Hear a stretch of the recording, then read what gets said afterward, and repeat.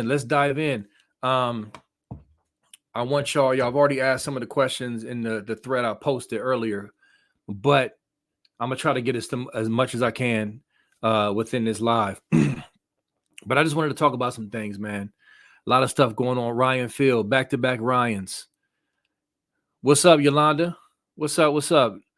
Day one, folks here. Day one. Yolanda, she helped me cut the ribbon of Buckeye Sports Talk with people. It was the grand opening. Seemed like she was here. Appreciate y'all. But yeah, we got some things to talk about, man. As always, rumors and foolishness from fans and, great stuff going on. Just there's always some stuff. But yeah, so what I'm gonna hit, what am I gonna hit on first? Let me see. Somebody said, "Oh, coordinator." All right, so let's get it going. So look. All right. So as I've been following this behind the scenes of what's been going on, there's been some back and forth with Ryan Day about who he's going after. Listen, we've heard Jason Candle from Toledo. I'll get to him in a second. Liam Cohen from Kentucky. Those are the two names that have emerged, recently. But there was some thought about going after an NFL coordinator, and obviously they're in the playoffs right now, and and so that gets a little dicey. But yeah, Liam Cohen from Kentucky and Jason Candle are definitely hot names and are absolutely being considered. Excuse me.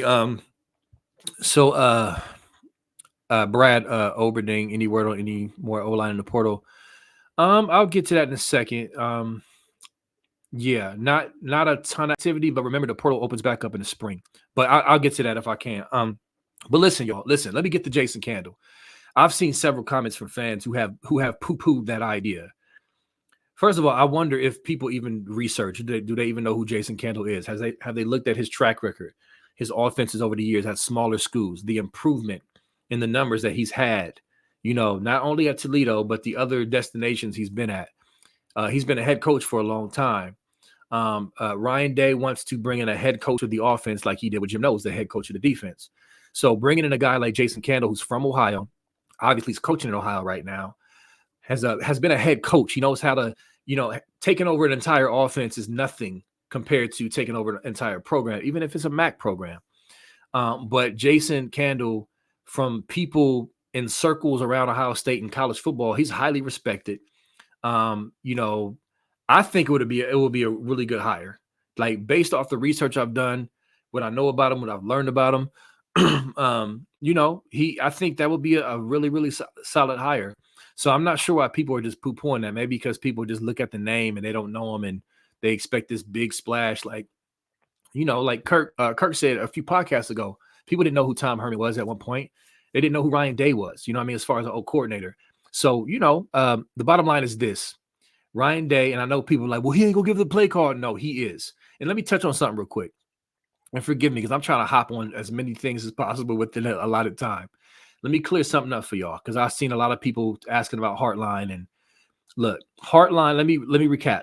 Hartline was given the O coordinator title, okay, to justify his raise to keep him at Ohio State. He was being heavily pursued by other schools. He interviewed all of that, okay? So we had to bump his pay and give him a title. That title came with, basically, hey, you don't have any experience calling plays and being an offensive coordinator. You've never done it. So I don't care who you are. As much as we love Brian Hartline, he was not ready to just take over full-time play calling and all full offensive coordinator responsibilities. Let's just be honest about that. And him and Day throughout the years, not the years, but the year, in interviews talked about, hey, it's coming along and it was a work in progress type of thing. He had to earn that. Now, with that said, people are like, well, if they bring another offensive coordinator, is Brian Hartline gone? No, he's not gone. What's going to happen is this. He's going to have the co-offensive coordinator tag. Remember, Urban used to do that. Everybody was a co, right? But he'll have his pay. He'll still help out with game planning, I'm sure. But he'll bring in a Jason Candle or a Cohen or whoever he brings in that will call plays. Yes, Ryan Day will not be calling plays. His hand will be in the pot like Urban Meyer's was. But he's officially going to give the play calling up to someone he actually trusts with experience to do it. Brian Hartline did not have that experience. That's why he did not pass it over. It was not just about his ego. I'm sure Ryan Day has an ego. I'm sure he doesn't love giving up play calling because he's really good at it when he's not got a bunch of other stuff to do. But he's bringing someone in that he can trust to take over the play calling. So let's just put that there. And I'm confident whoever he brings in, he trusts. And I think Jason Candle is a really good hire. Bill Greene, shout out to Bill Greene on scoop.com. He had a write-up earlier today. Make sure y'all go check it out. Go subscribe to Buckeye Scoop. Really, really great content. He talked about Liam Cohen and how he's a rising star and how he's a brilliant mind. He's like, I know it's Kentucky, he said, but he's really, really bright and up and coming. So we're not looking at guys that just, we just hire anybody. No, Ryan Day has been on a warpath this offseason. So he's not just hiring anybody. He's not just doing anything. As you can see, he's being ultra aggressive. But let me read these comments. I'm sorry. I can go in. Let me see. George Lee, Jason Cannon will probably be the best hire I know. He's looking at NFL. Yeah. So just keep that in mind. All right. What else? Let's move on. All right. Let's talk about these players coming back. Let's talk about that. I posted about, the excitement of that and, pushing back against this goofy narrative about the culture being terrible and all that. So listen, man, I'm gonna try my best to summarize my thoughts about this. I could do 3 podcasts on this because I know this frustration after losing. And you know what? I'm going to segue into the scum sanctions with this. I know this frustration for losing to scum for 3 straight years. I understand that. I get that, especially after 20 years of dominance. I'm quite aware of that. So people don't seem to have the patience to step back and think critically, in my opinion, about the big picture and everything going on. And so, you got some fire Ryan Day people, no matter what good evidence or good thing or things that they see that shows evidence that, hey, you know what, we're close. Let me just chill for a second. It doesn't matter. They want him gone. Even if him gone means we lose all the momentum we have, what we built, all these great players, they don't care about that. They just want him gone. People don't think about all the consequences if you were to fire Ryan Day today, what that would do. They don't think about all of that. They just want to poof, just overnight, just bring in Vrabel or somebody and everything is just where it was. It doesn't work like that. So anyway, so my point is with Day, with our frustration, with, hey man, whatever, our critiques about him, in my opinion, and Kirk has preached this, and so has Nevada in the pods. If you have listened to Buckeye Scoop, and I agree with them, it's frustrating, but at the same time, when you really step back and analyze, we have been really, really close. We can go to down the line of things of frustrating, like, oh man, whether it be a bad replay call or just coming up short, Marv getting knocked out, and shoot, what was his name? Who did the broadcast last night in the what game was it? The Browns-Texans game. He was talking about, he even said on national TV, talking about Ohio State and Stroud, how if Marv didn't get knocked out, he thinks they would have went on to win the game. Listen, that's conjecture. The point is that we've been close. And right now, you talk about culture and a team and players wanting to play for a coach. In my opinion, it speaks volumes when you have all these players who could have jumped to the NFL, come back to Ohio State, and still in some of their comments talk about Coach Day. And even last year, in their interviews leading up to the games, playing for Coach Day. So y'all can say what y'all want to say about the culture not being right or being bad or even being country club or soft, whatever. These players are passing up opportunities to come back to Ohio State with their brothers and for their coach to get over the hump and win Ohio State a title. Now, some will push back and say, oh, it's just NIL. No, it's not just NIL. NIL can compensate some, and that helps for them to come back. But you got to go beyond just getting a little bit of pay to compensate. They could have went to another school. Think about this. If the culture was so rotten and so trash, they could have easily they could have hit the portal and went to Bama, Georgia, and got $2 million, $2.5 million, whatever, Miami. You know what I mean? If it was just, they just wanted to get away. It wasn't just about NIL, y'all. These players love this program. They love their coach. They've said it out of their own mouths. They love their brothers. They passed up first round, second round, third round opportunities to get up out of here, to come back to school another year, to risk injury, to whatever. And yes, NIL helps to mitigate that. But this notion that that's the reason why they came back, what's the evidence to that? Where's your evidence for that? I'm seeing the contrary evidence. So with all that said, I'm super excited. how good, how can I put it? After ending the season like we did, disappointing, to have the offseason run we're having right now with these players coming back, and then the portal pickups with Quinshawn Judkins from Ole Miss, who's a dog. And then Will Howard, who is not Kyle McCord. You idiots out there saying they're the same player, you're wrong. And clearly you haven't watched film. I'm not saying Will Howard is Stroud, but he's a playmaker. He can throw the ball and he can run, and he's a willing runner, and he's 6'5", 245. Like, this is a different dynamic that we're going to have next year. But I'm getting ahead of myself. Let me read these comments, and then I'll circle back. All right. Let me see. Jay Moses, always good to see you in the chat, bro. I don't see too many Moseses, man. It's not enough of us. Let me see. Oh, yeah. So Kevin Brown, Day has proven he will make changes. That's the other thing. No, he hasn't been perfect. I've been frustrated with certain things. But one thing he has done is he has absolutely, he will whack you. Like, he'll fix it. He fixed this defense. Now he's going to try to fix this offensive situation by bringing an old coordinator in who he trusts. And remember, y'all, we lost to the national champion, who's, I'll get to that in a minute, the national champion, by 6 points on the road on a last drive with a chance to win the game. But like, people just act like we were there. We played them the best of any team this season. That includes Alabama at a crib. You know what I mean? So it's just like, just have some perspective, man. But yes, he is doing whatever he needs to do this offseason to try to, okay, let's tweak again. What are we missing? Let's, whatever. And I appreciate that. Let me go through here quickly. We need to smash my. Okay, so Jared Blankenship. Let me touch on that as well with the players coming back. And somebody mentioned Hayden. I can kind of discuss all of that at the same time. So remember, 12-team playoff is next year, right? So that obviously means more games. Okay. Now, Henderson, one of the things that I've heard, and I'm sure you've heard as well, Henderson and Judkins, they actually, like, Henderson, from what I heard, recruited Judkins. Like, they were like, hey, bro, come here with me. Like, let's do this. Because, listen, we know the market in the NFL for running backs has not been great in years. So more tread on your tire is actually a detriment to you actually getting drafted, because the value of running backs just isn't as good as it was, right? So now Henderson and Judkins is like, yo, because Ole Miss ran Judkins crazy. Like, they ran him like a lot. So if you think about it logically, boom, come here together, save some carries from each other, like, not being, getting too many carries and wearing our tread down, and be potent, 1-2 punch, 1-2-3 punch. All these games we got to play, more reps to go around. And like, each back doesn't have to carry the load. You know what I'm saying? Like, clearly that was attractive to them. They thought that was a good thing.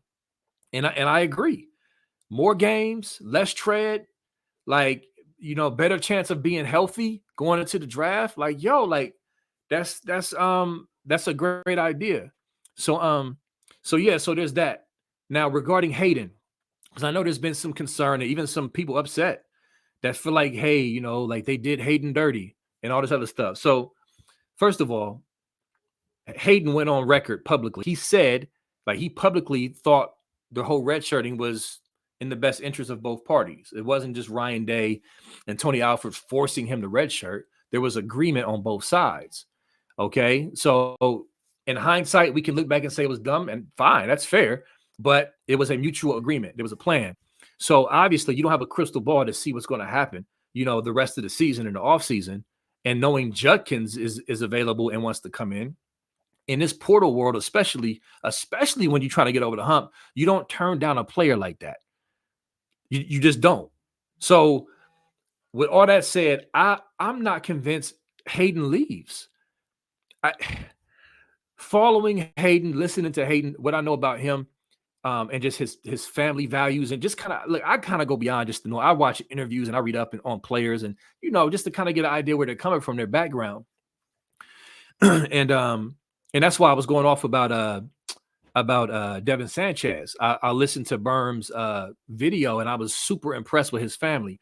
But anyway, with Hayden, I'm not sure I'm convinced he leaves, because he also knows that there's a lot more carries to go around and that he can still come in and contribute. And it's a long season, and he still has another year of eligibility left after this. That both those guys will be gone for sure. You feel me? So, and there's NIL available for him as well. So I'm not convinced that he's leaving, to be honest with you. So I think Hayden is going to be fine. Like, for real, that's just how I feel about it. And those 3 running backs, that's great. Now remember, Hayden also had issues with pass pro. That was a known thing. Every person on the inside that I know has confirmed that. Okay. But that's something he can learn and get better at in the offseason. So listen, that could be a 3-headed monster of a running back rotation that is just dynamite. All right, let me catch up with these comments. Will we get some of the Bama players? Yeah, Caleb Downs is the number 1 guy. I want the tackle too. But Caleb Downs is right now probably the most realistic. Let me see. Caleb Downs again. Todd Blackledge. Thank you, Thomas. I be wanting to say Nestler. I don't know why I want to call him Nestler, but Blackledge. Yes. Let me see. Looking at y'all's comments. Good stuff. Okay, I'm gonna have to touch on Caleb. I see multiple Caleb Downs comments. 2 more years. Okay. Styles. Okay. Styles to linebacker CJ Hicks. Yeah, I think Styles is what up, Jerry Keefe? I think Styles is moving closer to the line of scrimmage. I think he's going to be your real linebacker, or like just in a linebacker role. He still has room and time to grow with his coverage skills, but clearly he showed he's best close to the line of scrimmage in the box. He made a big mistake at Scum, not being gap sound, but he's still young. He's going to get better. He's made a lot of plays as a young player this year, so I'm not down on him, but I think moving him closer is the best move, especially if you bring in Caleb Downs, which everything I heard that the talk behind the scenes is real. The interest is real. The question is Saban going to be able to mouthpiece him into staying at Bama? Because I heard Bama was like, and Saban was like desperately trying to keep him there. Obviously, I mean, he might be the number 1 guy you want to keep there outside of the tackle. His name escapes me. And Keon Keeley and guys like that. I mean, but they're losing portal guys left and right. So the question is, can Bama convince him to stay? I truly believe if he hits the portal, it's a wrap. He's a Buckeye. I think it's to that point. But is he going to be convinced to stay in Bama and trust his Washington coaching staff? That's the question. If we get Caleb Downs, y'all, do y'all understand how ridiculous that's going to be? Plug him in right next to Ransom in our corners. Oh my God, bruh, listen, insane. Like if we get Caleb Downs, like not even fair. So I'm excited even at that thought. Our defense is still going to be nasty without Caleb Downs, but with him, good Lord. So I'm like refreshing and checking and waiting for replies to my people and all that stuff on Caleb Downs every day because that is just massive.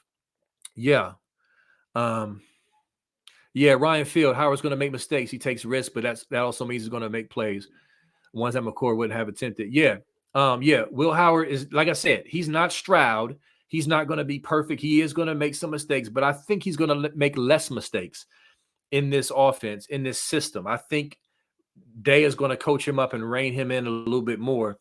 And I think with our weapons, and the fact that the legitimate run threat is there with Will Howard with our backfield, I think that's really going to help open things up so that his job is not as hard because guys are going to be so open because of the focus and the overreaction on that backfield and the ability. This dude, listen, I'm not saying he's Lamar Jackson, but he ran. Look at his highlight film. He can hit you. He could pop you with a 50-yarder. If your boys is in man coverage with their back turn, he popped a 70-yarder up the middle. So I don't know if y'all understand, like this dude, this kid, he's experienced, he's fearless, he's a leader on the field. I'm not saying he's the greatest thing ever, but he is a really good player, and he's coming into this offense with these weapons, and I'm excited about it. Yes, Jason Taylor, Terrence McKenzie. That's another thing, bro. Listen, this offseason been crazy. The Jason Taylor talks is real. That's another thing. Miami is fighting tooth and nail to keep him as well. And Miami, they're gonna pull out all the stops, all the crazy stops to keep him at Miami. But that's real. Like, we want him and we've offered him, is what I've heard. And it's like, yo, it's on the table. So listen, let me tell you about the plan with Jason Taylor. The plan with Jason Taylor, if he comes, is to come in and assist Larry Johnson, and so that there's a great transition when Larry does decide to leave, because he's up there with Saban age-wise. He's going to retire at some point. But what better transition with the recruits in the program than Jason Taylor? You know what I mean? So I'm praying we get that cat, because that'll just be great. And he's a great recruiter. Let me see. Yeah, Jeff. I'm sure your down south folks, they recognize Judkins is a dog. Yeah. All right, let me see. All right. So let me talk about the O-line. All right. And this right here deserves its own podcast, but I'm going to try to be quick. I know there's concern about the O-line, but I think there's a couple of problems here. All right. And this is my opinion, and I'm sure people ain't going to like me for it. I think right now we are triggered by the Missouri game, okay, which was just an awful display. Obviously, they switched the lineup up. Carson Hinsman, from every source I've heard that I trust, not just the public sources, not just Day, but people that I trust, confirmed that he was having issues during bowl practice, okay, with the snapping, call it the yips or whatever. So they switched up the lineup, okay? Obviously, it didn't work out. I'm not going to go into detail. We saw it. It didn't work out. The point is, the Missouri game, in my opinion, was an outlier. Was the O-line all year just the greatest O-line ever? No, but we saw improvements when they started focusing more on firing off the ball, hat on hat, gap scheme, as opposed to, like a zone scheme. They were going back and forth in the beginning of the year. I don't know if I remember this. There was some conflicting things. They were running more stretch, and they were doing more zone blocking scheme type things. Our linemen are much better with gap scheme. They did that. I don't know what game it was, but Justin Fry was interviewed, and he talked about how they were switching and focusing more on those type of things, and they did. And we saw improvement with the O-line. We started running the ball better. Again, it wasn't perfect, but it was better. And even against Scum, we averaged around the same, almost identical yards per carry running the ball against Scum, as Scum did. Like I think we got Mizzou in our minds, and we're just kind of broad brushing it across the entire season. That was not the case. Okay, the point is that we improve with the run game. All right, and if Justin Fry does not get fired, because I don't know what's going to happen, and I'll get to that in a second. I don't want us to just assume that we're going into the offseason with the Mizzou O-line. Like, that's not a fair, you can't just look at that and say that was the O-line for 2023. It wasn't. There was some improvement. There was some good things. And now that they turned the corner in the middle of last season and said, listen, this is what our personnel was best at. Let's focus on this. And then go into the offseason with that, as opposed to what they tinker with against Mizzou. I'm not willing to say that our O-line can't be good. Donovan Jackson is back. Your boy Fryer is looking to move to his true position at guard. The freshman, Luke Montgomery, he'll have another spring. Like, I'm saying, if we don't fire Justin Fry, I'm not convinced that our O-line is going to be trash and like Mizzou. To me, that's an outlier compared to what we saw in the season. Now, with that said, I don't know what's going to happen when they hire the old coordinator. How much autonomy are they going to give the new hire to then say, hey, bring in your own guys? Minus Hartline, obviously. He ain't going nowhere. So if that's the case, I'm cool with it. Bring in another O-line coach, whatever. That's fine. This is your people. This is your system. If Ryan Day gives him the keys to do that, I don't know what's going to happen, because he hasn't done that yet. So Fry could be out in a week or two. But I'm saying, if he's not, I don't think we should panic and it's, oh my God, we got all this great stuff, but our O-line is Mizzou. No, that's not. I think that's a short-sighted view of the fullness of the season and what we saw. I watched every game 3 or 4 times, and our O-line was much better than the Mizzou game. And there's a reason why. We know, we have context. They switched the lineup up. It just didn't work out. But that's not a representation of the entirety of 2023, is what I'm saying, if we decide to keep Justin Fry. And it's only his second year. So that's what I'm going to say. I know people are going to hate me for that, but that's just how I see it, man. Like, logically and reasonably, that's how I feel about it. But like I said, the old coordinator can come in and that can all be done. And we have another guy coming in. So we got to see. All right. Yeah, I don't think I don't think Bill O'Brien is coming, bro. I don't think Bill O'Brien is coming. All right. Let me see. All right. Yeah. Scum. Let me get on that real quick. So, I know, the NCAA president came out with some goofy comments the other day with the Athletic article talking about they won fair and square, right? And people were just spazzing about it. And to me, I'll be honest with you, I was just kind of taken aback by it as well. But that was before I went and read the article and kind of looked into more of the quotes.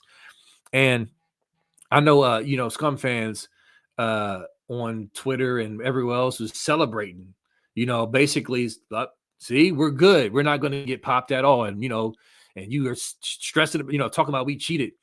But listen, I don't know anybody personally in my circle, even any of y'all, who said that they cheated against Bama, that they were, like they were exposed early in the season. Excuse me. So, I mean, sure, there's a possibility they can still have access to, to do some things. It's possible, but I didn't see anybody really pounding the table that they were cheating in the playoffs. So, yeah, on the field, the NCAA president is probably correct. They probably did win fair and square on the field after they were exposed and didn't have their counter stallions anymore. But if you look at the entire quote of the NCAA president, he talks about the investigation is still ongoing. He's not the investigator, and he doesn't know what the penalties are going to be. Go read the article. Go read all the quotes. Like, that part was definitely left out. All the other stuff was added. Oh, we're good to go. No, you're not. You see what just happened to Florida State, right? Level 2 violations for NIL, infraction, and they got a pretty significant hit from the NCAA for NIL stuff. The level 2. My understanding is Scum has 2 level 1 violations that they're dealing with. The recruiting, the dead period, the cheeseburger, and then, of course, this situation and everything that comes with it. So, will the title get vacated? I don't know. The NCAA president's goofy comment still gives me pause, because of that. But precedent says it should, because remember, 2010 against Arkansas in the Sugar Bowl, the stupid Tatgate stuff was already determined and exposed and all that other stuff done with. So there was no more trading tattoos for memorabilia for the rest of the season leading up to the Sugar Bowl. We beat Arkansas in the Sugar Bowl. No signs of still, doing infractions right before. Like, Terrell Pryor didn't sell his gold pants the night before the Arkansas game. Like, that was done. But they still vacated that win. They still vacated the Sugar Bowl, even though the infraction ceased before that game. And it's been like that in USC, other schools. So the precedent is there for them to go ahead and vacate all those wins this season, especially since they were cheating earlier this season before they were exposed. So that's my logic and thinking. And the fact that they really didn't, cooperate with investigators and all that other stuff, man. Like, they're not about to get off, like, at all. So I just wanted to say all that. Like, if some people think they're not going to get popped, think again. They're getting popped. I just don't know exactly what they're going to get popped with, but it's not going to be light, in my opinion. All right, let me catch up. Dominic Kirk should be a lock after this weekend. Yep, Kip Benline, absolutely. We are getting Kirks. The D lineman had a ton of sacks his senior year in high school. We'll be grabbing him for the 2024 class. Dynamic sack artist at DN. Really, really good. All right, so let me see. I think Mentor and Moore get hit with the show cause. Listen, they should. Mentor and Moore absolutely should get hit with a show cause, because you're not going to convince me they did not know about Connor Stallions when he was standing there whispering sweet nothings in their ears in multiple occasions. Come on, dog. But I don't know. We'll see. By the way, y'all saw McCarthy is gone. Corum is gone, which is predictable. We knew that. Harbaugh is supposed to be interviewing with the Chargers, as shout out to Nevadabuck. He had that a while ago, that he's going to the Chargers. So yeah, man, listen, Scum, even without them getting popped next year in Columbus, what we got returning, like, I'm super confident we win that game. But On top of that, they're losing a lot of guys to the draft and just attrition, whatever, graduating, like, and then of course the sanctions. Yeah, man, they're done. They're done. So there's that. I'm just waiting for them sanctions to drop, man. I can't wait for them sanctions to drop because their fans have been arrogant and just ridiculous and like they just can't be touched. And y'all, listen. Y'all know me. Those who follow me, y'all know me. People who hate Ohio State, there's a lot of people who hate us, okay? We got the largest fan base in the country. We've been the most consistent program in the last 20-something years. No, we haven't won all the championships, but we've been consistent. When we run into adversity, and this is why I'm so confident all the time about this program, and when people are like, oh, I think this is it, I think we're going to fall off now. No, we're not going to fall off because this program, they're not going to go away quietly. They're not going to just not do whatever it takes to keep us in contention. And that's exactly what's happening this offseason. Ryan Day, I know some of y'all don't like him. Some of y'all want him gone. You hate him, whatever. May not even hate him, just irritated with him. Fine. There's irritation from me as well in some ways. But this dude fixes things, and he's clearly adamant about getting over the hump. And right now we're seeing him do things he feels is necessary to make that next step. Because like Josh Pate and Joe Clatton, guys like that have said, Ohio State is close. They're right there. They believe in Ryan Day. I believe these players coming back, regardless of what some of y'all say and making excuses and just dismissing it like it doesn't matter, they clearly believe in this program and their coach, and they feel like they're willing to take the risk of coming back in whatever way that means to play for this coach and fight for their brothers in this program. And so to me, I think that needs to be considered as far as your belief. Because some people out there is like they don't want to believe anymore because they're frustrated or they feel like they should have got what they wanted by now. But it just don't always work like that. That's life. What I like, though, is the response to the adversity, the response to coming up short. What are you going to do about it? All right, boom. This is what we're going to do. Like, we're all like pushing our chips in. We coming back to do this. Not just for us, but for Buckeye Nation. They've said this. So to me, that gives me reason to believe and have more confidence when my confidence is waning after having another disappointing end of the season. Like, just don't dismiss that, y'all, because y'all gonna be watching anyway. Y'all the ones who constantly saying negative stuff on every comment, you gonna be watching. So I'm just trying to give you some perspective to balance things out. That's where I'm coming from. Like, we got a lot to be excited about. You know what I mean? Because again, every time we go through adversity, our haters pronounce us dead. They try to, at least. But now look at us. Boom. We're going to be right back next year fighting for a title and probably, favored to win it all. So just want to send y'all off with that, man. Like, we good. Like, be excited, be happy. And I believe we're going to do everything we possibly can to get over the hump. And I'm excited to see what else is coming because we're not done yet. We still got recruits coming in. We got a lot of good stuff happening right now, y'all. So I just wanted to holler at y'all and connect with you. And holler at me on the boards, man. All right. I'm going to go ahead and sign off. Great. Thank you. Cam Ferguson. I got to hear the lowdown. These Buckeyes will miss for Ohio State next year. I see now we're going to meet in the playoffs. Cam Ferguson, Ole Miss fan / troll. He's okay sometimes, but annoying other times. I appreciate your comment here, though. Very cordial, very nice. I appreciate you. Thank you for Quinshon Judkins. Great running back. And yeah, if you guys get some guys in to replace these guys you lost with the 12-team playoff, there may be a chance we can meet in the playoffs, which would be dope. So hopefully that happens, man. But yeah, I'm going to go ahead and sign off. I appreciate y'all. All right, Kerry. That's what I'm here for, man. But listen, the positivity is not sunshines and rainbows. It's logic. It's perspective. You know what I mean? Like, we have tangible things to point to and pull on for that positivity. We don't have to create positivity. Like, that's what makes it easy to be positive. Like, we're spoiled. We're so spoiled. Like, we supposed to be dead right now. We supposed to be, nah, dude, we going to be contenders next year again. Like, you know what I mean? Like, chill in that. Like, don't be so miserable. You know what I mean? Like, just believe. All right, y'all. I'm going to get off, man. I appreciate y'all. All right, peace.